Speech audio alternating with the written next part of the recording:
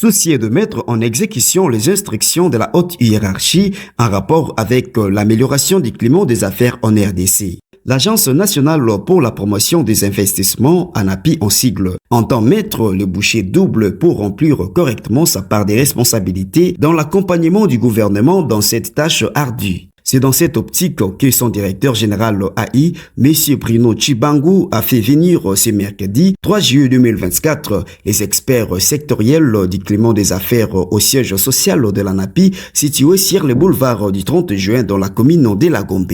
Au menu de cette réunion, la mise en œuvre effective des réformes contenues dans la feuille de route de la retraite du Vénus Village, tenue en août 2023 avec les concours de 113 experts de la présidence, de ministères, des services et administrations réformateurs, du corps universitaire et scientifique, du corps judiciaire et du secteur privé. Monsieur Michel Maswapi Kipundo, directeur en charge du climat des affaires à l'ANAPI, fait les comptes rendus à la presse invitée pour la circonstance dans Liberté Plus. Nous avons fait venir les experts en climat des affaires pour qu'on puisse réfléchir sur l'activité prochaine, sur l'implémentation des différentes réformes qui sont reprises dans 3 matrices du climat des affaires.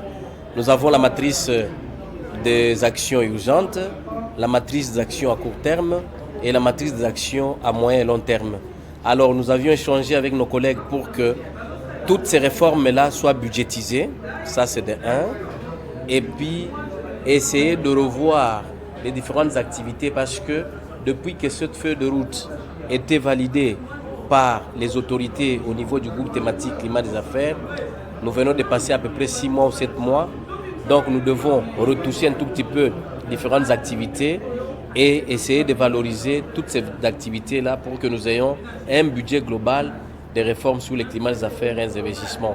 Et nous avions rappelé à nos collègues l'instruction qui était donnée par son Excellence, Monsieur le Président de la République, au niveau du Conseil des ministres, là où il a demandé que toutes les structures puissent travailler déjà sur les différentes réformes disons, initiées au niveau des ministères sectoriels. Concernant la création d'entreprises, il y a des réformes qu'on a prévues, par exemple la création d'entreprises en ligne. Et nous avons par exemple au niveau du permis de construire, les GUPEC, il faut étendre les guichets uniques de permis de construire.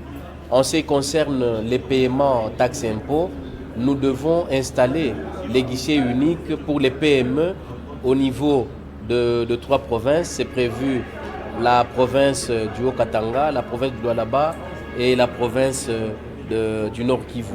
Donc on a prévu vraiment plusieurs réformes. Il y a encore une autre, par exemple en ce qui concerne le marché public. Nous devons retoucher aussi la loi sur les marchés publics. Nous avons aussi sur les PPP, on doit essayer de revoir, voir ce qu'il faut faire pour améliorer. Donc nous avons prévu quand même plusieurs réformes qui permettront à la RDC d'essayer parce qu'aujourd'hui, comme vous le savez, la Banque mondiale a changé son rapport. Nous avons maintenant les business ready.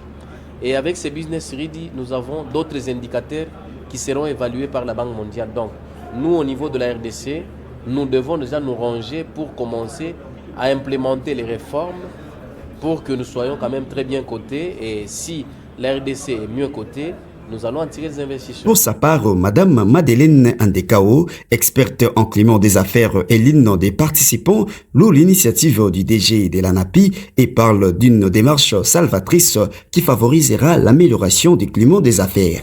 Nous sommes dans le cadre du groupe thématique Amélioration du climat des affaires. Et dans ce groupe, nous avons épinglé toutes les réformes. En réalité, c'est une démarche d'évaluation, mais aussi de budgétisation de toutes ces réformes pour que nous ne puissions pas être arrêtés dans la mise en exécution de toutes ces réformes parce qu'il n'y a pas d'argent. Aujourd'hui, on vient de nous ajouter un élément nouveau que nous devons valoriser ces réformes pour les traduire en termes de coûts afin que les réformes puissent aller vite dans les délais que nous nous sommes fixés. Et le travail, nous en tant qu'experts, nous disons que ça va, nous sommes en train d'aller petit à petit, que ça va. D'autant plus qu'il y a certaines réformes qui ont été déjà réalisées et nous sommes en train d'évaluer dans quelles mesures les mesures d'application suivent, ainsi de suite.